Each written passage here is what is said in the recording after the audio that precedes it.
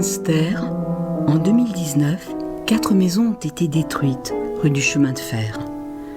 Une de ces maisons avait été construite en 1920 par un maçon italien, Carlo Jemoli, pour loger sa grande famille, sa famille, ma famille, Carlo, mon grand-père. Il était originaire de Gemonio, près du lac Majeur. Il était venu en 1898. Il est mort en 1927. Ni lui, ni sa femme Louise n'ont laissé de traces notables. Les témoins de leur vie sont morts. Le temps a passé un siècle. Et que reste-t-il pour retrouver leurs traces? Je me suis mise en route vers eux, et mon cheminement vers cette famille italo-münstérienne, je viens le partager avec vous. Puisse cette quête en quête en susciter d'autres, parce que l'histoire des gens sans histoire est aussi une histoire. Et parce que la riche diversité du peuple alsacien se nourrit par ses marges et ses migrants, autant que par ses souches et ses racines.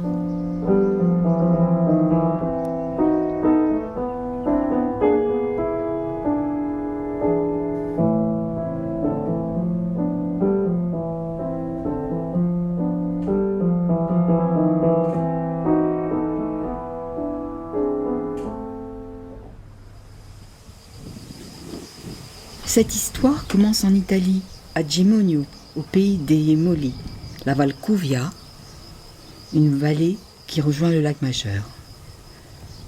Dans la seconde moitié du XIXe siècle, au lendemain de l'unification italienne, le quotidien du petit peuple n'est pas simple.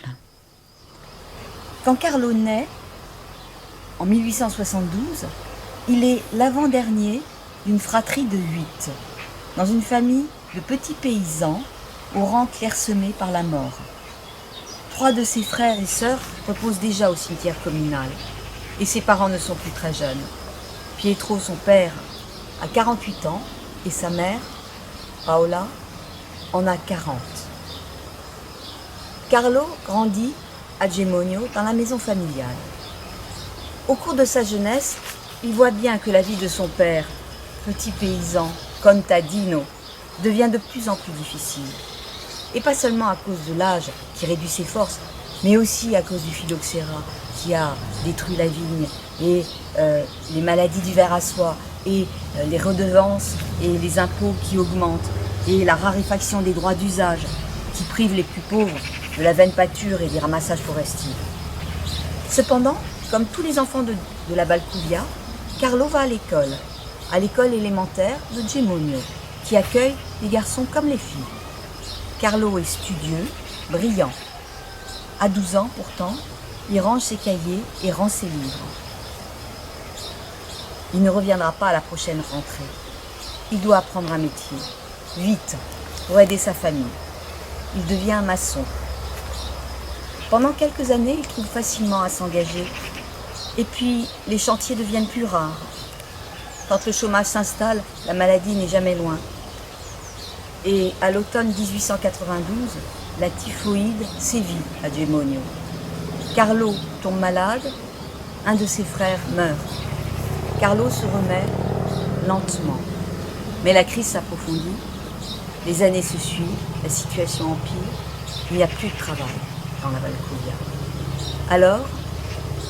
Alors Milan ou migrer. Émigrer, c'est échapper à la prolétarisation, c'est aussi s'ouvrir au monde. L'idée chemine dans la tête de Carlo. Ce n'est pas de gaieté de cœur qui quittera ses parents, mais s'il n'a pas d'avenir ici, s'il ne peut pas accomplir sa vie à Gemonio, il l'accomplira ailleurs. Au début du mois de décembre 1897, il met ses plus beaux habits et va chez le photographe pour faire un portrait qu'il offrira à ses proches et des photos d'identité pour les papiers. Ensuite, il se rend à la sous-préfecture de Varèse, au bureau de l'émigration. À la sous-préfecture de Varèse, au bureau de l'émigration où est établi le passeport de Carlo, on ne minimise pas les obstacles. On informe, on prévient. Migrer, c'est difficile. Pourtant, tout au long du XIXe siècle, les Italiens migrent. Très loin ou pas loin, ils s'en vont, pour quelques mois, quelques années, ou pour toujours. Ils ont pour cela de bonnes raisons. Leur pays est trop peuplé et trop pauvre. Le risorgimento ne ralentit pas le phénomène. Il l'amplifie, il l'officialise. Migrer devient une liberté fondamentale inscrite dans la législation depuis 1888, date de la première loi italienne sur l'immigration. Les Italiens migrent donc, d'abord ceux du Nord, les Lombards, les Piémontais, ceux de Vénétie, puis les autres. Les Lombards sont ceux qui migrent le plus au cours des dernières années du XIXe et au début du XXe, près de 50 000 par an. Carlo sera un de ceux-là, mais où migrer? Il convient de peser les attraits et les risques. Les lointains au-delà des mers, Carlo les a écartés d'emblée. L'Amérique, l'Argentine, le choléra, l'océan et ses périls. Et puis, ses parents sont âgés, il faut pouvoir revenir vite. Et les parents de Carlo pensent aussi que seule une migration de proximité serait supportable. Carlo est intéressé par l'Alsace, le Reichsland Elsass-Lothringen. À la fin du XIXe siècle, en Alsace, il y a du travail que les Alsaciens ne prisent guère, et cela simplifie les relations. De plus, la politique d'immigration de l'Allemagne impériale, fondée à la fois sur un strict contrôle policier et sur l'octroi d'avantages matériels jugés rentables par les grandes féodalités de la Ruhr, contribue puissamment à la formation et au développement de ces migrations.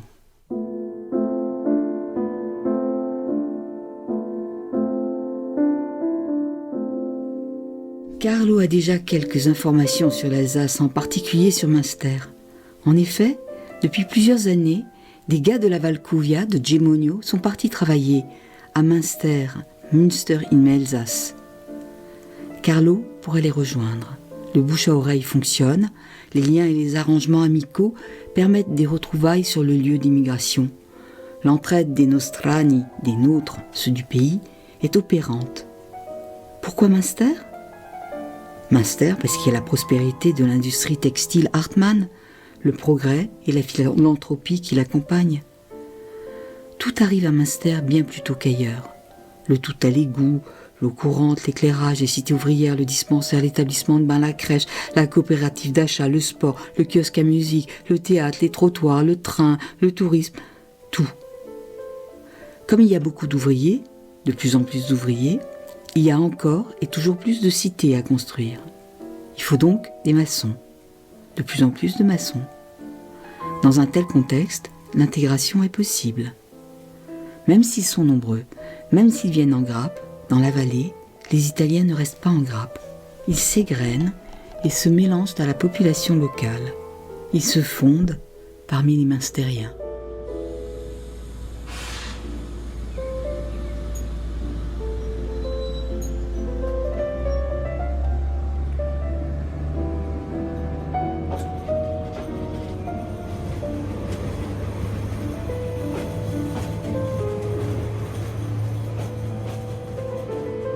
En sortant de la sous-préfecture de Varèse, Carlo sait qu'il va partir pour Münster avant que démarre la saison des chantiers, dans 2 mois, au début de l'année 1898.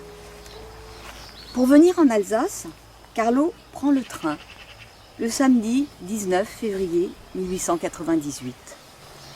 Le train reliant le lac Majeur au pays varaisin s'arrête à Gemonio, puis à Varèse, celui faisant la jonction avec Côme et Chiasso.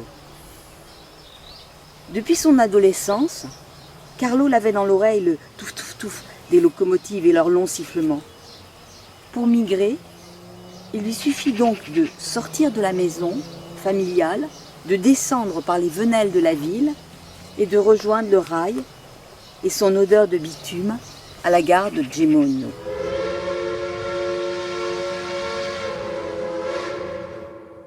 À Côme Chiasso, Carlo monte dans un train spécial pour migrants, roulant de nuit jusqu'à Bâle. Il est un des 5000 Lombards qui vont de Chiasso à Bâle ce mois-ci. Il voyage dans un wagon sur lequel un panneau indique « Nur für Italiener », un wagon sale, sans aucun confort, dont les portes sont verrouillées de l'extérieur au départ du train. Carlo parle mal l'allemand, mais il a compris. Seulement pour les Italiens. Personne d'autre ne voyage ainsi. Le train traverse le tunnel du Gothard, traverse les Alpes, traverse la nuit. Quand Carlo arrive à Bâle, 11 heures plus tard, c'est l'aube du dimanche, et dans le hall de la gare, sous un dais, des religieuses agitent une cloche. D'autres distribuent de l'eau, de la soupe, du pain. Action caritative face à l'afflux des migrants saisonniers. Il y a des commodités à la gare de Bâle. Carlo les utilise, puis il secoue ses vêtements, se lave les mains et le visage noir de suie. Ensuite, il traverse le bâtiment de la gare et prend place dans le train de Bâle à Strasbourg, qui s'arrête à Colmar.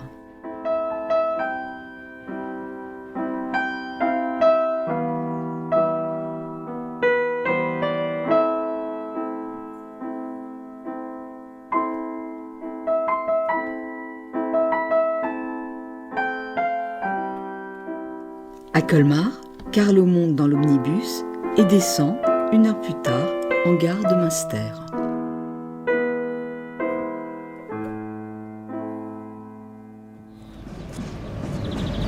En quittant la gare, Carlo se retourne.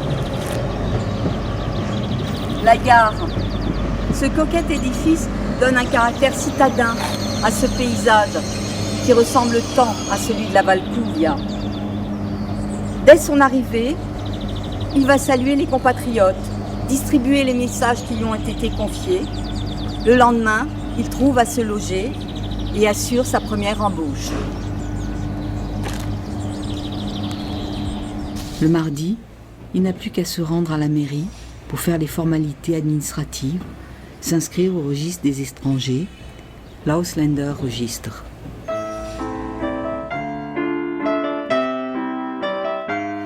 Dans l'Ausländerregister, dans les colonnes manuscrites, le numéro 1657, c'est Yemoli Karl, arrivé en date du 20 février 1898. Yemoli Karl, Carlo, mon grand-père, un maçon italien parmi tant de maçons italiens à Münster.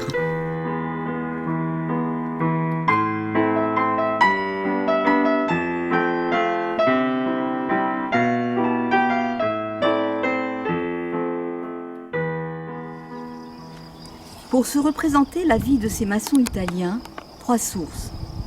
Les souvenirs des récits, le registre des étrangers et les rapports annuels de l'inspection du travail du Reichsland Elsass-Lothringen. Dans ces rapports, tout est contrôlé. Les passeports, les cartes de séjour, tout est répertorié, rien n'est laissé au hasard. Année après année, les rapports des inspecteurs rendent compte des conditions de travail, examinent le cadre professionnel, l'accueil, le logement des travailleurs. Les rapports reflètent l'hétérogénéité des situations. Ici, les migrants sont bien accueillis et sont appréciés. Ailleurs, ils sont dénigrés et maltraités. Ici, ils sont attendus. Ailleurs, ils sont traités comme des voleurs d'emploi. Dans l'ensemble, dans le Haut-Rhin, la situation est plutôt paisible. Autre source, l'Ausländerregister, le registre des étrangers. On le trouve aux archives municipales de Münster et il permet une toute autre approche. Ce ne sont plus des chiffres, mais des individus et des vies. On lit le nom, l'âge, l'origine, la date d'arrivée, la date de départ, le métier, parfois même l'employeur ou le logeur. La lecture n'en est pas aisée. Il y a des abréviations, des colonnes incomplètes, des dates imprécises. Mais dans l'ensemble, que d'informations. Il y a beaucoup de migrants d'Italie à partir du milieu des années 90, 1890. Les chiffres sont éloquents.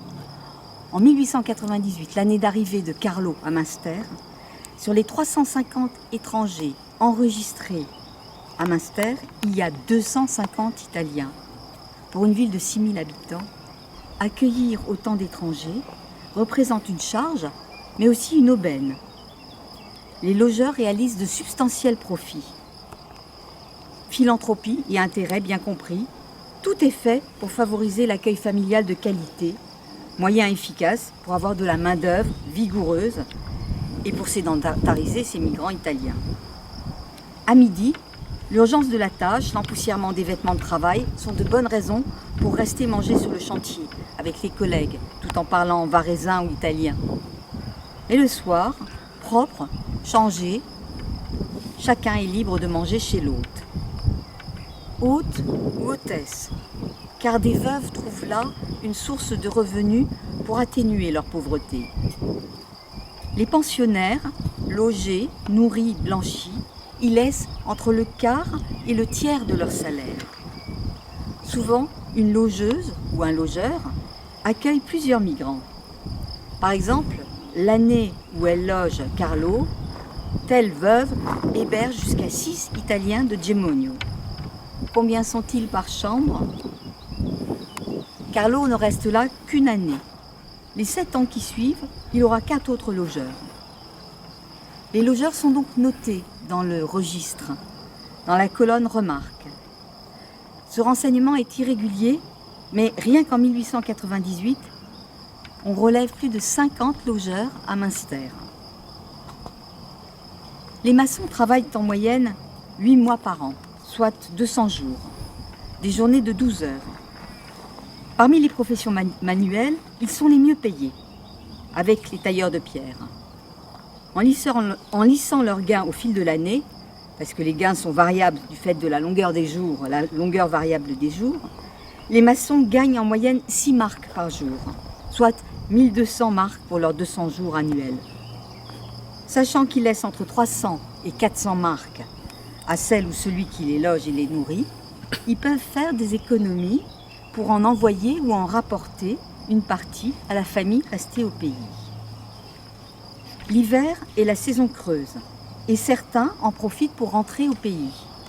Mais ils reviennent dès février. Carlo, par exemple, fait une fois un long séjour à Gemonio pour assister sa famille lors de la maladie et de la mort de son père. Mais c'est l'exception. Sinon, ces séjours münstériens durent plus d'1 an et il passe la morte saison à Münster. À Münster, les maçons italiens sont attendus. Billig und willig. Pas cher et plein de bonne volonté. Ils sont comme ça, les Italiens. Ils en veulent.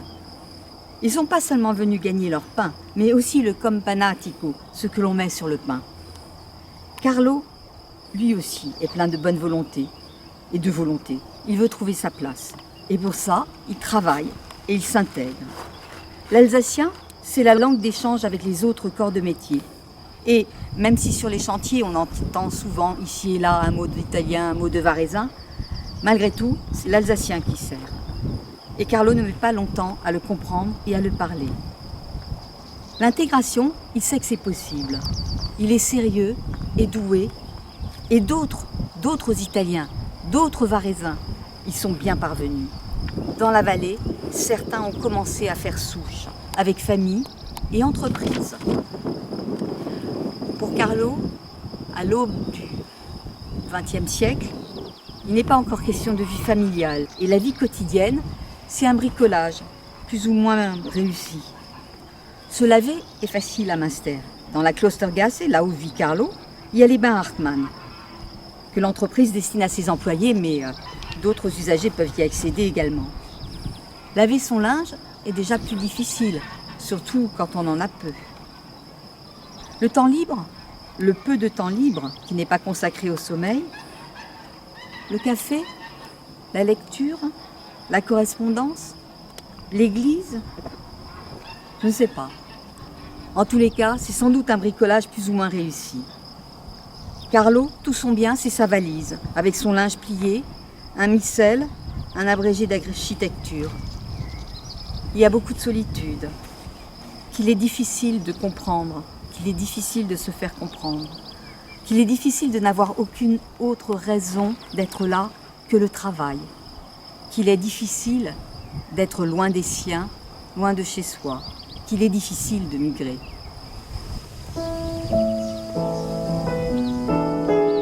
Pourtant, Carlo s'adapte, et peut-être même qu'il se plaît, car il encourage son grand frère Attilio à le rejoindre, ce qu'Attilio fait dès 1899. Fini l'amertume de l'exil familial.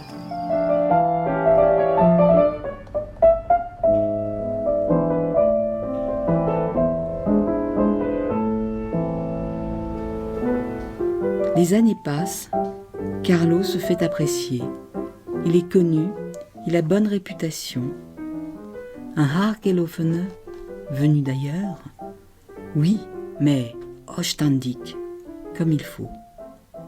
Et puis un jour, en 1904, il est invité à un mariage. Dans le cortège, sa cavalière est Louise Metzler. Louise Metzler a 18 ans. Elle est très jolie et elle est ouvrière chez Hartmann. Elle sait que son cavalier est un Italien, venu d'ailleurs, à Haargelofene. À l'usine Hartmann, le père de Louise est contremaître. Sa femme, Louisa Ritz, a cessé d'y exercer son métier de couturière pour s'occuper de sa famille.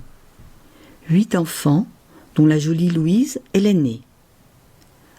Le père connaît Carlo Jemoli, ce maçon, italien comme tous les maçons de Münster ou presque, un de ceux qui construisent les cités pour les ouvriers. Un type sérieux, dit le père, un bon catholique. On dirait un gars de chez nous. Oui, on dirait. À la sortie de l'église, Karl prend le bras de Louise. Elle le laisse faire. Désormais, elle se sait engagée. Il se revoit, il la courtise et demande sa main. Que l'amour soit au rendez-vous, je l'espère pour eux. Mais quoi qu'il en soit, le mariage, c'est la voie royale de l'assimilation. Carlo devient un Dissi, un Hiissig.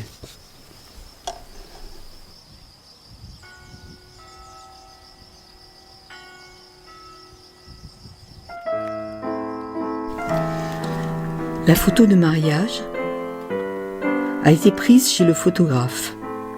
Le couple est debout, il la dépasse d'une bonne tête.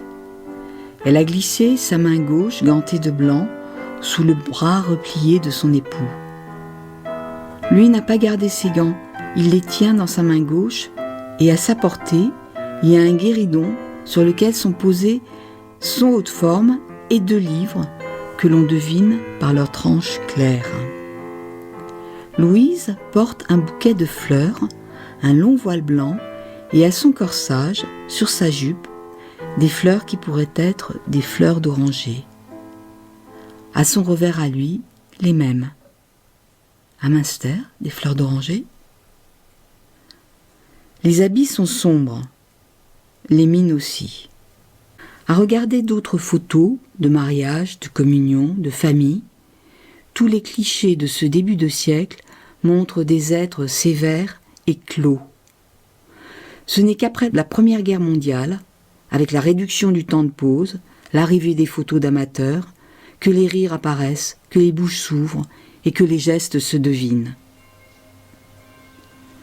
Dans le registre d'état civil, l'acte du mariage, 1er décembre 1905, rappelle que Louise a 19 ans et Carlo 33.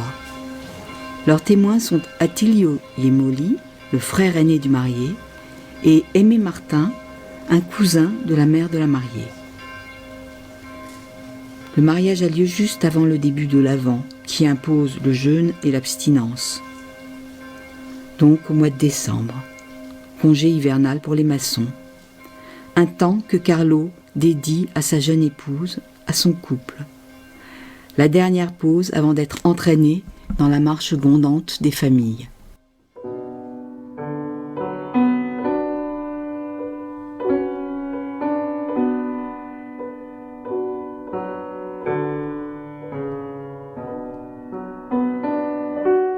La famille grandit vite.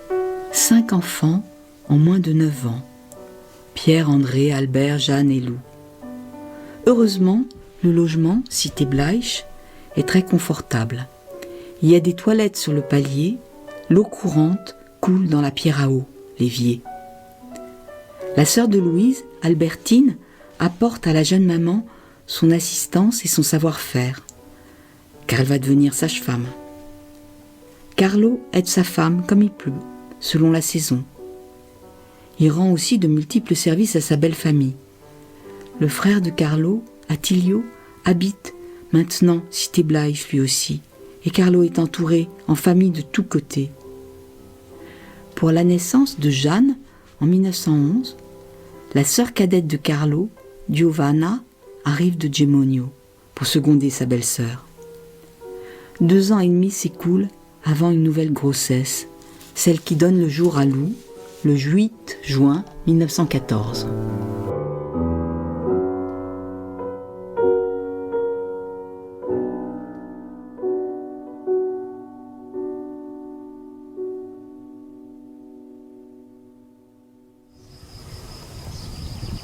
Le mois de juin 1914 avait bien commencé.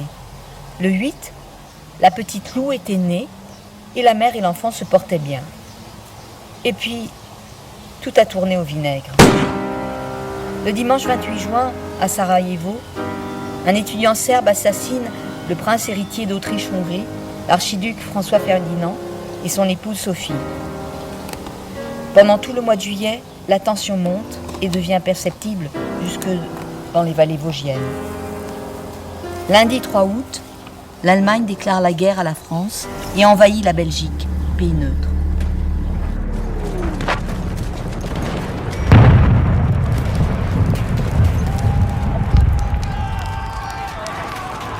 En août et septembre 1914, entre 2 fronts, la vallée est la cible de tirs continus. Les bombardements de Münster sont quotidiens. Les chassés-croisés franco-allemands en font le théâtre d'attaques, dénonciations, représailles. Et eux, les Italiens, étrangers d'un pays neutre, que vont-ils devenir ? Les Italiens voient, entendent. Oui, ils sont neutres. Oui, leurs hommes ne sont pas mobilisés. Ils n'attendent pas qu'on leur reproche. Ils s'en vont. Le 4 septembre, des combats acharnés ont lieu à Münster. La veille, les Yémolis sont partis. Louise et les enfants, et Carlo. Il n'a pas laissé Louise partir seule, avec les 5 petits, pour entreprendre un tel voyage et une telle installation. Et pourquoi rester ? Il n'y a plus de travail pour lui à Münster. Même si les usines Hartmann continuent à tourner sous les shrapnels, il n'y a plus d'ouvrage pour les maçons sous-traitants. Les Yémolis ne sont pas les seuls, car ils sont nombreux, les Italiens d'Alsace, qui se sentent indésirables et qui fuient, pris de panique. Le 3 septembre 1914, les Yémolis quittent Münster. Ils se faufilent vers la sortie de la vallée, l'œil et l'oreille aux aguets des tirs, des obus. Une fois à Colmar, ils prennent le train. Et dans quelles conditions ? Les voilà poussés dans des wagons à bestiaux. De l'autre côté de la frontière, en gare de Bâle, ce n'est pas mieux. Tous les trains pour Chiasso sont pris d'assaut. On se bouscule, on s'écrase, on se piétine. Le surlendemain, les Yémolis descendent à la station de Gemonio. Avec des sentiments mêlés de soulagement et de gêne, les arrivants s'installent dans la maison familiale, rue Garibaldi, dans la vieille ville de Gemonio. La mère de Carlo, Paola, la povera nonna, bientôt 82 ans, les accueille. Elle cède le rez-de-chaussée et s'installe à l'étage. Désormais, c'est sa bru, Louise, qui court dans l'escalier sombre, qui monte et descend pour aider, nettoyer, rendre compte de tout. Porter les repas, de la cuisine sans fenêtre à la chambre claire. Et Louise s'y fait bien. Elle parle de mieux en mieux le dialecte varaisin. En plus de son travail de mère de famille, elle propose ses services à la poste de Gemonio et livre les télégrammes contre quelques pièces. Les garçons apprennent aussi le varaisin. Eux qui passent l'automne à garder les chèvres sur les hauteurs de la ville avec les autres gamins de leur âge. Au printemps 1915, ils vont tous ensemble à l'école élémentaire. L'école et les chèvres et le ramassage des châtaignes, voici le programme pour les garçons. Jeanne n'a que 4 ans et elle s'ennuie un peu à la maison avec sa toute petite sœur Lou. Carlo s'occupe comme il peut. Il jardine, il maçonne quand il y a à maçonner, il répare quand il y a à réparer. Depuis que l'Italie est rentrée en guerre du côté de la Triple Entente en mai 1915, plus de 4 millions d'hommes ont été appelés sous les drapeaux. Mais Carlo est trop vieux et trop chargé de famille pour s'engager dans la guerre. Il se sent parfois inutile. Dans la société civile, même si le chômage a disparu, la misère et la désorganisation sont accentuées par l'effort de guerre. Dans les villes s'enchaînent pénuries, grèves, insurrections. Loin des grandes villes, la situation est supportable. Dans la Valcuvia, il n'y a pas beaucoup de céréales. Par contre, il y a des châtaigniers. Désormais, à Gemonio, les galettes de farine de châtaigne sont la base de l'alimentation. Parfois, les enfants s'en plaignent, mais ce n'est pas la famine. La situation de la famille de Carlo ne semble pas mauvaise. Les enfants vont à l'école, ils grandissent bien. Sur une photo prise en été 1917, on voit Carlo, sa femme, leurs enfants, très beaux, très sérieux, endimanchés. Jeanne et sa mère portent un bijou. Les garçons ont des chemises blanches et Carlo a noué une cravate à son cou. Aucun d'eux n'est gros, toutefois, ils sont bien portants et la petite Lou est potelée. Le 28 septembre 1917, la pauvre Nonna s'éteint, entourée du bourdonnement de la vie familiale.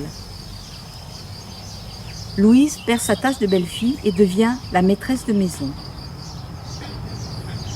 Quand la guerre s'achève, en 1918, la victoire mutilée n'apporte pas à l'Italie les bénéfices promis en 1915.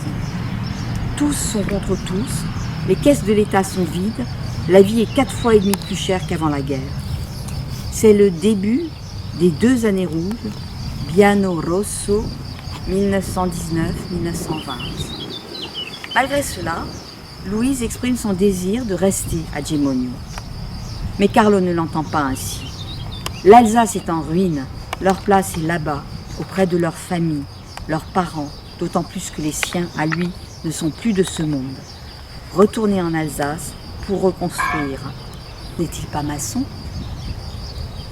Comme pour conforter la décision de Carlo, une carte postale de la maison Metzler, éventrée, leur parvient. La famille Metzler est debout au 2e étage d'un squelette de maison. Alors, en décembre 1919, la famille Jemoli quitte Gemonio pour Münster.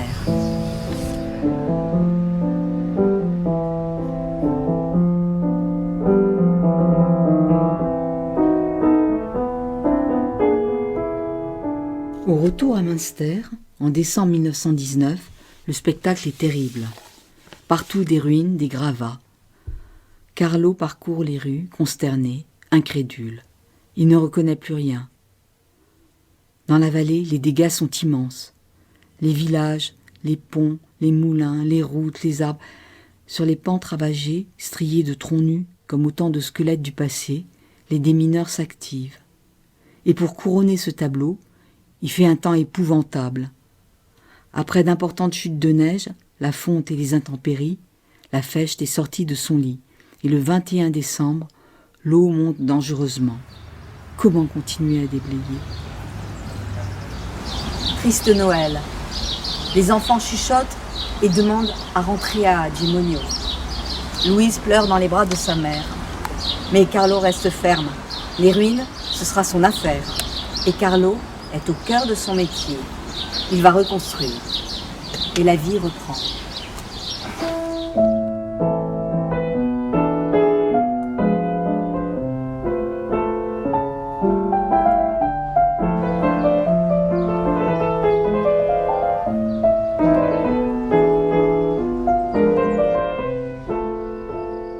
Au retour à Münster, en décembre 1919, les Jemoli ont à faire établir leur carte d'identité étranger. Pour Carlo, carte d'identité étranger travailleurs, pour Louise, non-travailleurs. Il leur faut répondre à un long questionnaire, apporter des photos, car la carte porte un cliché à renouveler tous les 3 ans. 3 puis 4 photos à déposer. Les enfants, eux aussi, ont des cartes avec des photos d'identité, comme celles des adultes, de face et sans chapeau. Cette carte d'identité étranger, ils doivent la présenter à tout contrôle, lors de tout déplacement. Elle remplace le permis de séjour. Toute carte périmée est sans valeur. Les infractions sont punies. D'année en année, à mesure que baisse le besoin de main-d'œuvre étrangère, la carte, gratuite en 1920, coûte de plus en plus cher. 68 francs en 1925, 375 en 1927. Et sa durée de vie est inversement proportionnelle à son coût. En 1927, il faut la renouveler annuellement. Autre aspect du retour à Münster, la famille Yemoli apprend le français. Les enfants à l'école, méthode directe du bain de langue, avec les petits Münstériens, et les parents avec les enfants et dans la vie de tous les jours. Désormais 3 langues, le français, l'alsacien, l'italien, rythment le quotidien des Yemoli. Carlo achète des livres en français dans lesquels il appose le tampon ovale qu'il s'est fait faire. Charles, Antoine, Yemoli, Münster. Aspect principal du retour à Münster, Carlo travaille énormément à la reconstruction. Outre les chantiers qu'il occupe, il reconstruit la maison de ses beaux-parents et en 1921, la naissance de sa fille Pauline lui donne l'ardeur de bâtir son propre foyer, rue de Chemin de Fer. De la conception au dernier détail, le vitrail du passe-plat entre la cuisine et la salle à manger, toute la maison est une œuvre Yemoli. Charles avec ses fils. Et il en est fier car elle est belle, la Casa Yemoli de Münster. Et sa femme a enfin un confort très appréciable quand Carla vient au monde en 1924, la 7e. Cette année-là, Carlo retourne avec ses fils à Gemonio pour raconter cette réussite familiale, pour raconter la famille au complet.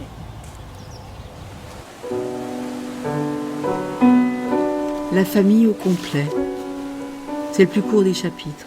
À peine commencé, il est déjà fini. 1926. Après-demain, c'est le mois de mars qui commence et bientôt le printemps. Les jours rallongent. Le journal Les Échos de la Vallée du 3 mars 1926 rapporte le drame. Après le repas de midi, Pierre et ses frères étaient partis tous les 3 pour aller répandre du fumier au jardin du Clébar, de l'autre côté de la vallée. Ils avaient pris le pont de l'Elme sur la Fecht, et c'est alors que Pierre s'était avisé qu'il avait oublié le panier pour porter le fumier. Il était donc rentré précipitamment à la maison et, avec le panier, il avait filé vers le passage à gué en aval de la forge pour rattraper ses frères au plus vite. L'article rapporte comment Pierre avait enlevé ses chaussures, ses chaussettes, les avait posées dans le panier, était rentré dans l'eau, 60 cm de profondeur à cet endroit. Ses frères, sur l'autre rive, l'avaient vu faire quelques pas et s'effondrer dans l'eau, sans savoir s'il avait trébuché ou fait un malaise. Ils avaient distingué dans les remous son corps emporté par le courant, sans pouvoir lui porter secours. Malgré des recherches acharnées, le corps ne put être retrouvé le soir même. C'est la gendarmerie qui le découvrit le lendemain matin dans un trou d'eau de 2,50 m à la hauteur du moulin de Gunsbach, Mühlele. Entre la naissance de la dernière, Carla, le 17 mars 1924, et la mort de l'aîné, Pierre, le 27 février 1926, moins de 2 ans se sont écoulés. C'en est fini de cette famille au complet. Il n'en reste rien. Charles n'a même pas de photo. Il regarde la dernière image de Pierre, si beau dans son costume clair. Charles va voir le photographe. L'homme comprend la demande du père éploré. Le photographe les installe dans le studio, les 8. Au second plan, derrière le guéridon, il écarte André et Jeanne. Quelques jours plus tard, la photo est là. Tous sont en grand deuil, même les petites filles Pauline et Carla. Seul en costume clair, Pierre. Entre André et Jeanne, il fixe l'objectif comme ses frères et sœurs, comme ses parents. Toute la famille au complet.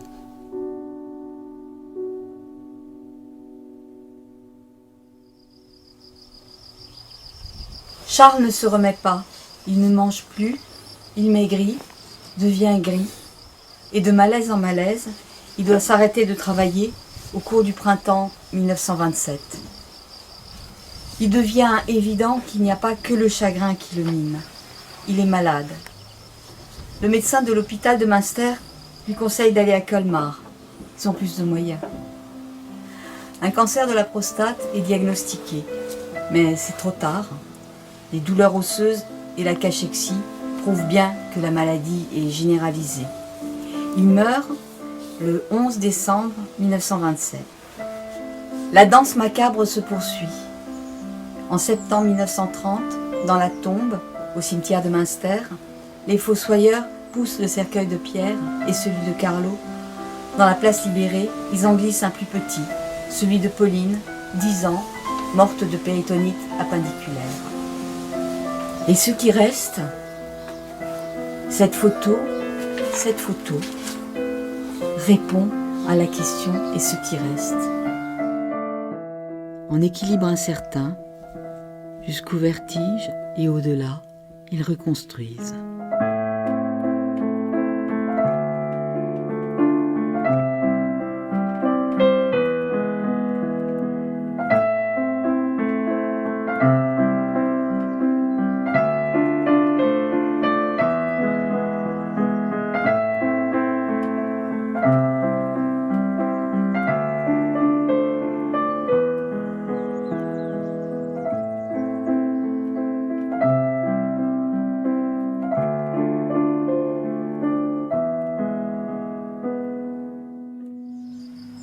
Dans la famille Gemoli, comme dans beaucoup de familles italiennes, on ne se révolte pas, on s'adapte.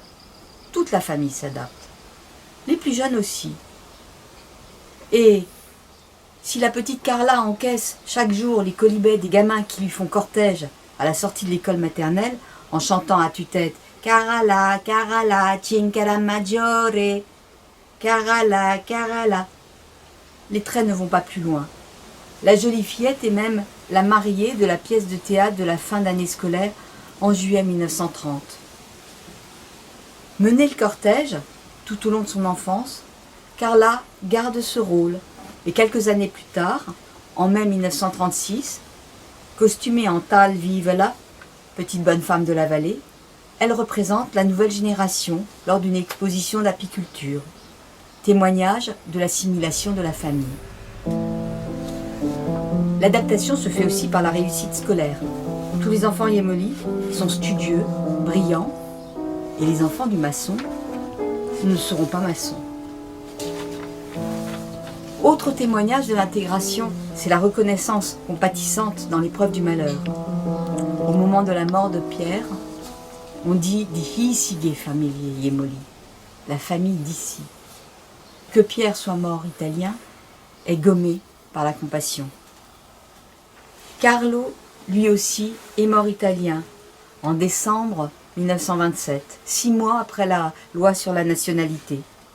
Impossible de savoir ce qu'il aurait choisi s'il avait vécu plus longtemps. Il n'a pas eu le temps de voir s'amorcer la récession, le chômage, de connaître le remplacement des cartes de travail bleues permanentes par les vertes à durée de validité décroissante à mesure que le chômage augmentait. Il était mort avant la crise. Dans cette loi sur la nationalité de 1927, l'article 14 précisait que les femmes alsaciennes qui, par leur mariage, avaient perdu leur nationalité française, pouvaient jusqu'en juin 1928 faire valoir le droit à la réintégration sans passer par la naturalisation. Alors, Louise, Même si elle a connu cet article dans l'immédiat en décembre 1927, Louise a d'autres chats à fouetter que de s'occuper de son identité nationale. L'urgence, c'est comment vivre. Louise parle de retourner à l'usine, mais ses deux fils, André et Albert, la pressent de ne rien changer à son mode de vie. Pour eux, l'école est finie. Ils souhaitent que leur mère reste à la maison pour élever les petites sœurs, Lou, Carla et Pauline. Ils travailleront tous les deux, et bientôt Jeanne aussi. Ils travailleront tous pour épargner à leur mère le retour à l'usine. Ainsi, quand son époux disparaît, les enfants de Louise sont déjà en mesure de protéger leur mère. C'est l'ascension sociale, la revanche de l'immigration. Mais ce que la condition d'immigré réserve de vexation et de mépris, ce sont les dossiers de naturalisation qui le révèlent.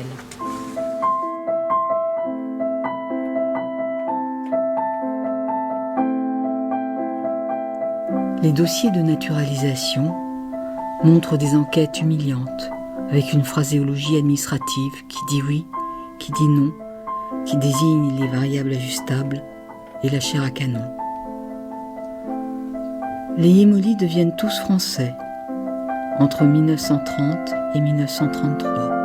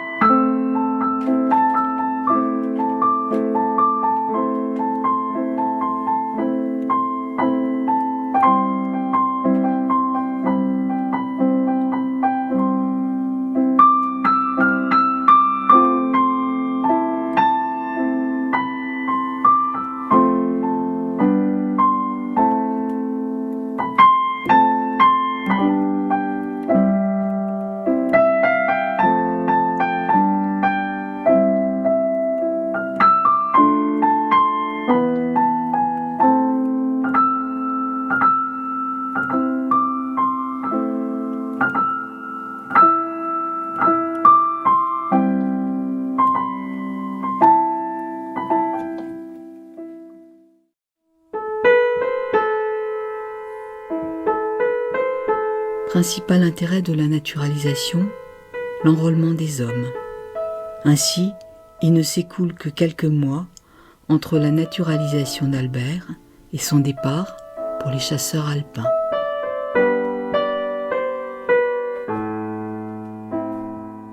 À l'entrée en guerre, le régiment de chasseurs alpins d'Albert est converti en régiment d'infanterie de forteresse. Le 42e RIF sur la ligne Maginot, à Botzheim, dans le Ried. La drôle de guerre s'étire en longueur jusqu'en juin 40, un mois de juin particulièrement pluvieux. Dans la boue et le brouillard du 17 juin 40, le sergent Jean-Albert Yémoli, italien naturalisé français, tombe au champ d'honneur. Il aurait eu 31 ans quelques jours plus tard.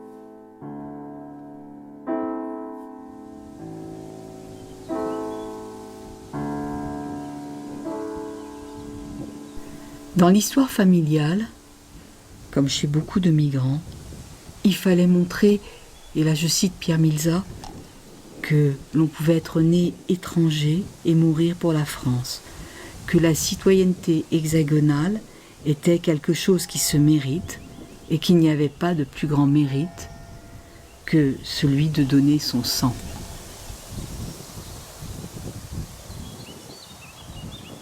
Pour Lou aussi, les événements de la drôle de guerre la confrontent à des circonstances qui questionnent ses choix. Elle est en fin d'études d'infirmière aux Hospices civils de Strasbourg quand la guerre se déclare. Elle accompagne alors l'évacuation des services de pédiatrie, d'abord au Haut-Vald, puis en Dordogne, à Clervivre. À Clervivre, elle se passionne pour sa tâche de puéricultrice. Jeune infirmière voilée, des enfants de toutes les couleurs pendus à son cou. Quand en septembre 40, le Reich invite les Alsaciens exilés à rentrer chez eux, elle quitte la Dordogne et reprend le train pour Strasbourg, avec d'autres soignants et les petits patients de la clinique infantile. Y avait-il un autre choix ? Une alsaco-italienne naturalisée française en octobre 40. Où est sa place ?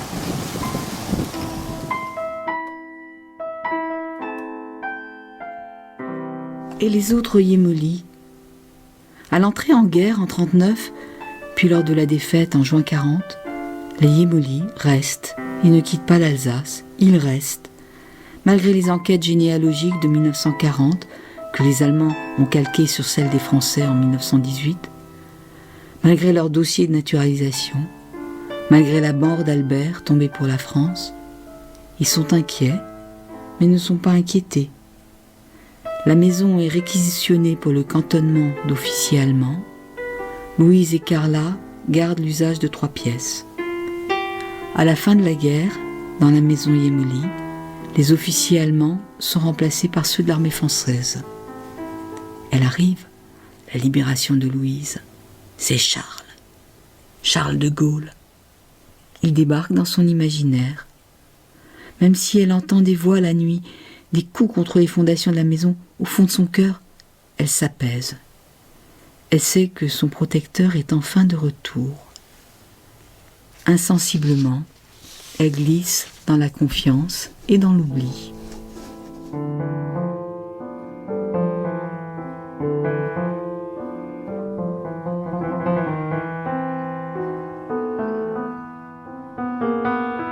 Parfois, au milieu de la nuit, Louise s'habille avec soin, ajuste à son cou un ruban de velours noir, son unique coquetterie. Puis, quand elle a enfilé son manteau, elle met ses gants, prend son sac à main et grimpe sur le talus du rail. Elle marche le long de la voie ferrée, vers Colmar, vers Paris. Elle est redevenue la petite fiancée du grand Charles.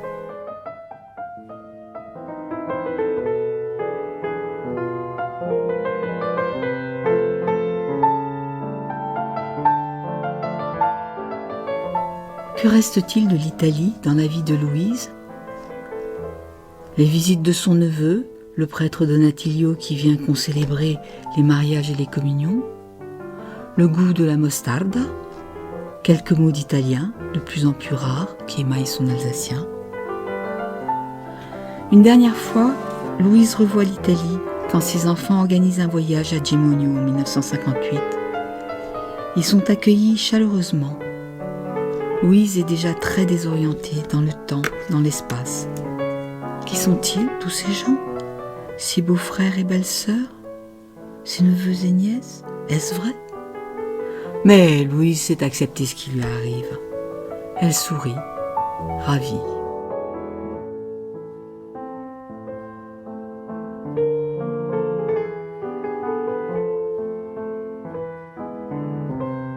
Dans les années suivantes, tout devient de plus en plus confus. En 1964, Louise est placée en maison de retraite près de Colmar. Plus de libération à attendre, plus de Grand Charles pour venir la tirer de là. Elle y meurt le 28 mars 1965. Elle rejoint Carlo dans la tombe familiale au cimetière de Münster. Ils y reposent avec plusieurs de leurs enfants et toute la famille de Louise.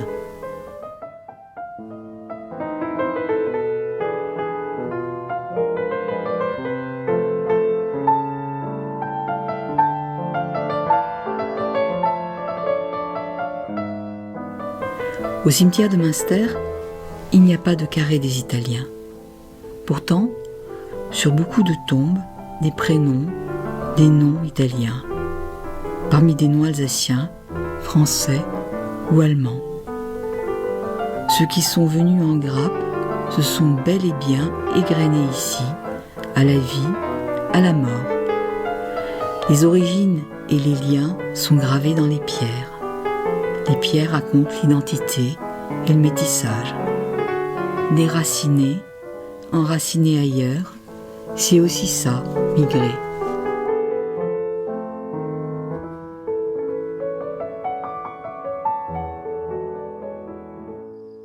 Dès 1989, il n'y a plus de descendants Yémoli vivant à Münster. Les enfants de Louise et Carlo meurent les uns après les autres. André, Jeanne, Lou, Carla. Mais la maison est toujours là.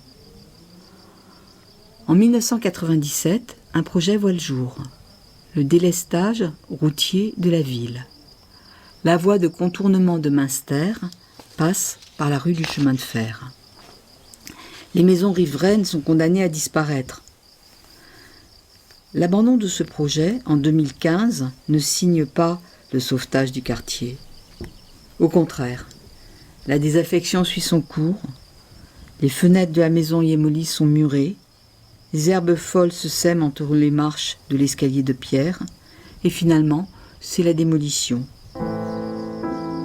Ainsi, Carlo Yémoli est venu à Münster dans une grappe de migrants et à 123 ans. Cette grappe s'est égrenée. Il a fondé sa famille à Münster. Sa famille s'y est fondue. À présent, il n'y a plus à Münster de descendants de Carlo et la maison est détruite. Seule persiste la grange. Entre le passé et l'avenir,